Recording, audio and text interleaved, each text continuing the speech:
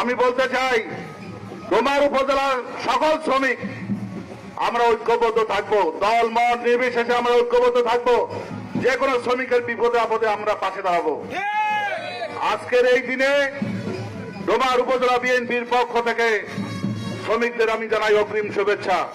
তাদের আত্মত্যাগের মাধ্যমে আজকে মে দিবস প্রতিষ্ঠিত হয়েছে। আমরা ডোমারবাসী, ডোমার উপজেলা সকল শ্রমিক আমরা ঐক্যবদ্ধ থেকে সামনে ডোমারকে আরো উন্নয়নের ধারাবাহিকতা বজায় রাখবো। ডোমারকে উন্নয়নের পাশাপাশি নিতে গেলে শ্রমজীবী মানুষের প্রয়োজন রয়েছে।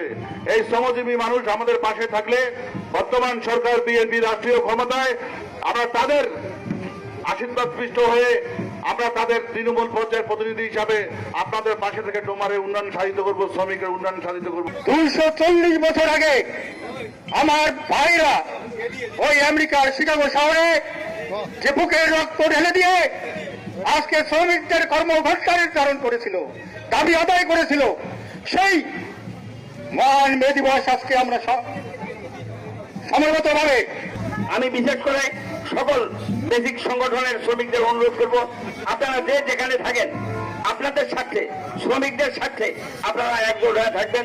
আমরা বিশেষ করে বর্তমান সরকারি দলের সদস্য হয়ে যে কোনো রকম বিপদে আপদে আপনাদের শ্রমিকদের পাশে থাকবো ইনশাআল্লাহ, এই কথা দিচ্ছি।